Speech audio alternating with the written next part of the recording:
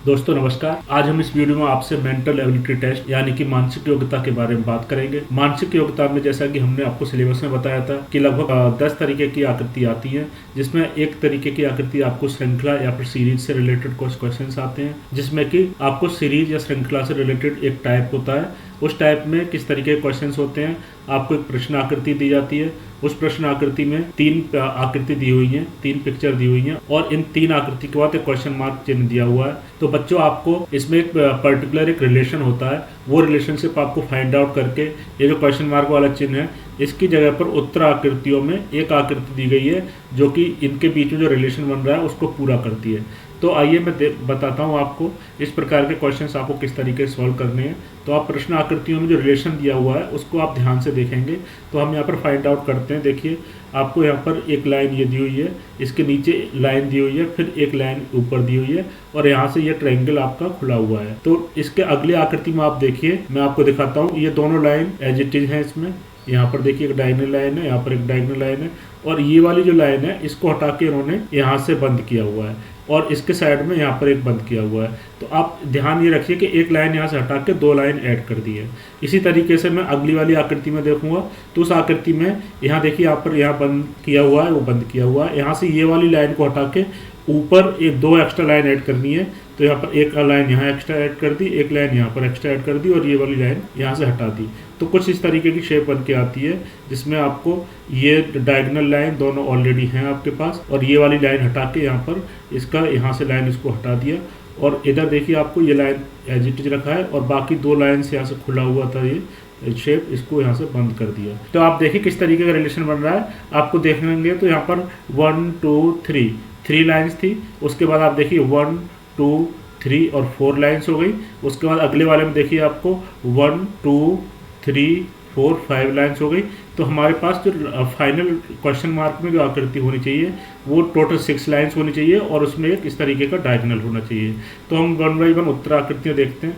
उत्तर आकृति में आप देखिए पहली वाली में डायगोनल है, उसके साथ साथ में आप यहाँ पर देखिए और भी लाइन है, लेकिन यहाँ ये एक्स्ट्रा ट्रायंगल बन रहा है तो ये आकृति हमारी नहीं हो सकती। फिर हम दूसरी आकृति देखेंगे। दूसरी आकृति में आप देखिए यहाँ पर डायगोनल हमें दिखाई दे रहा है, ये वाला डायगोनल है। यहाँ पर एक लाइन ये है, एक लाइन ये है, 4 लाइन हो गई टोटल। हमें टोटल 6 लाइन चाहिए थी और ये आपको 5वीं लाइन जो दिखाई दे रही है वो यहाँ से कट कर रही है। तो इस तरीके से मेरा सेकंड ऑप्शन भी नहीं है।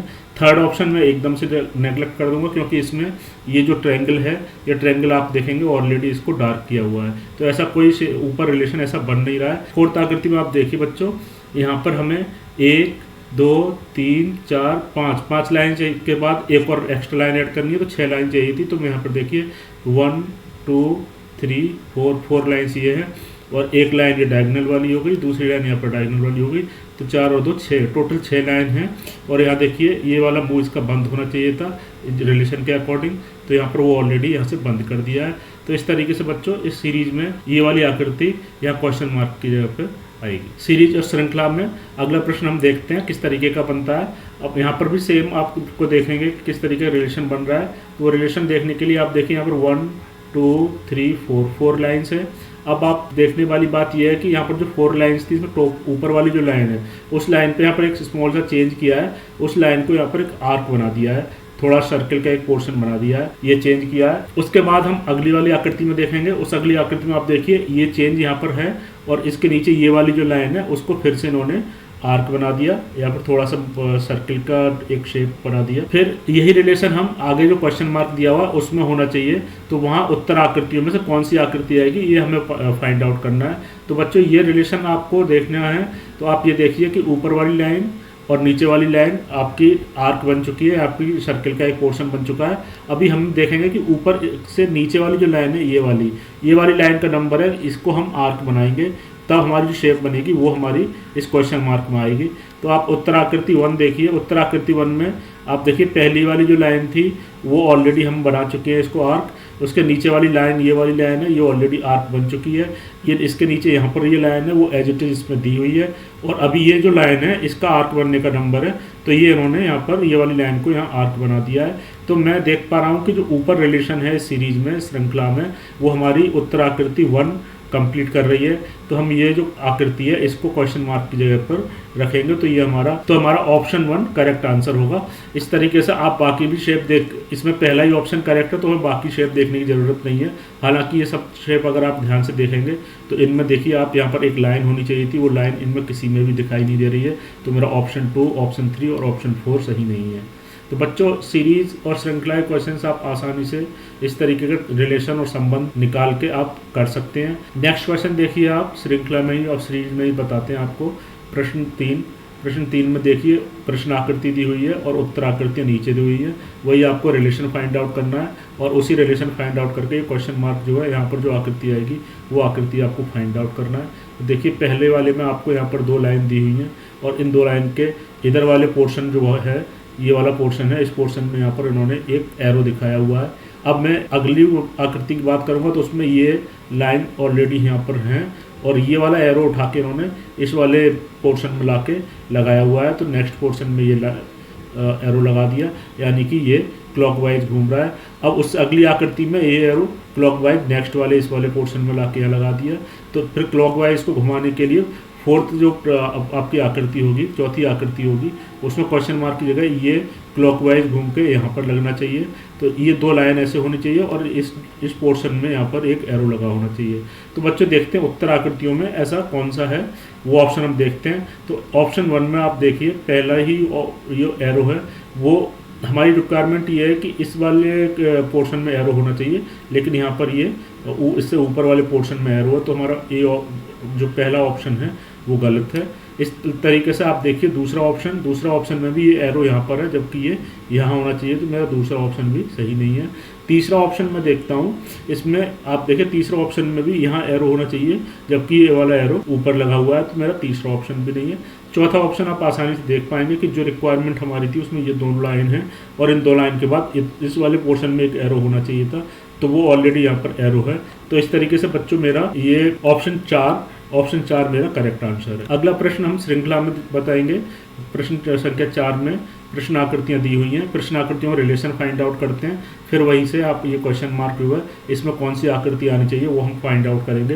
तो बच्चों देखिए इसमें भी यहाँ पर एक एरो दिया हुआ है और उसके एरो के यहाँ पर जो बॉटम यानी स्टार्टिंग पॉइंट है, उस स्टार्टिंग पॉइंट पे एक छोटा सा यहाँ पर लाइन बना हुआ है।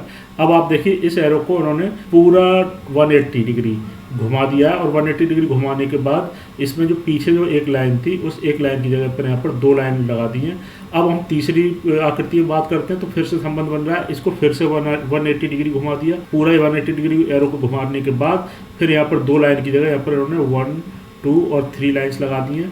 तो मैं रिलेशन फाइंड आउट कर पा रहा हूँ कि हर एक बढ़ते हुए आकृति में इसका 180 डिग्री एरो घुमा देते हैं और उसमें एक लाइन एक्स्ट्रा ऐड कर देते हैं। तो इस तरीके से हमारा ये एरो 180 डिग्री घूमना चाहिए, इसका डायरेक्शन इस डायरेक्शन में होना चाहिए और उसके साथ में 1, 2, 3 एक एडिशनल लाइन एक्स्ट्रा लाइन लगनी चाहिए। तो यहाँ टोटल 4 लाइन होनी चाहिए। इस तरह की रिक्वायरमेंट है हमारी। ये रिलेशन पूरा करने के लिए इस क्वेश्चन मार्क में हमें ऐसी फिगर उत्तर आकृतियों में देखना पड़ेगा।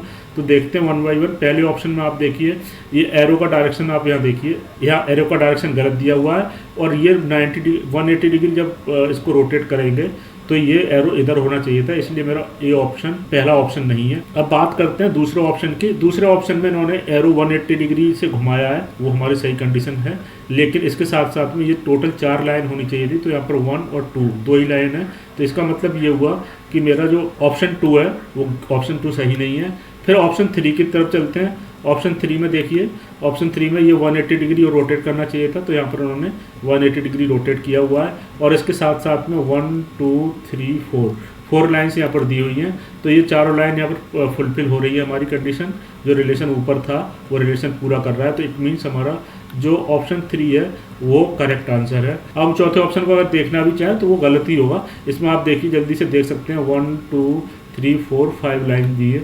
ये 4 लाइन यहाँ पर रिक्वायरमेंट, 5 लाइन रिक्वायरमेंट नहीं थी, यहाँ पर 4 लाइन की रिक्वायरमेंट थी, इसलिए मेरा ऑप्शन 4 भी सही नहीं है। तो बच्चों इस तरीके के क्वेश्चन आपको आएंगे। एक और क्वेश्चन हम आपसे डिस्कस कर लेते हैं। क्वेश्चन 5 देखिए, आपको प्रश्न आकृतियाँ दी हुई हैं, उसमें 1, 2, 3 3 आकृति हैं और चौथी आकृति क्वेश्चन मार्क लगा हुआ है। तो ये रिलेशन फाइंड आउट करके आपको चौथी आकृति आपको पता लगानी है कौन सी है इन उत्तर आकृतियों में।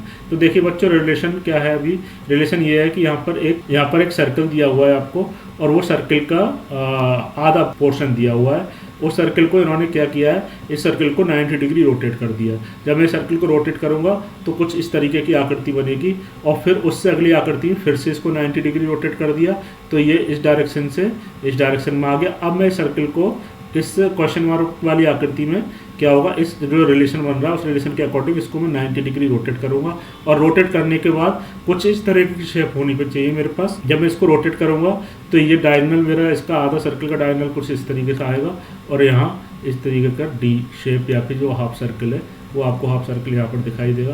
तो ऐसी आकृति हम देखते हैं बच्चों कौन सी है, ए ऑप्शन में या पहले ऑप्शन में आप देखिए इसका डायरेक्शन इस साइड में, जबकि हमारी रिक्वायरमेंट कौन सी है, रिक्वायरमेंट ये है कि इसका डायरेक्शन इधर होना चाहिए था, जो कि हमारा ए ऑप्शन नहीं है।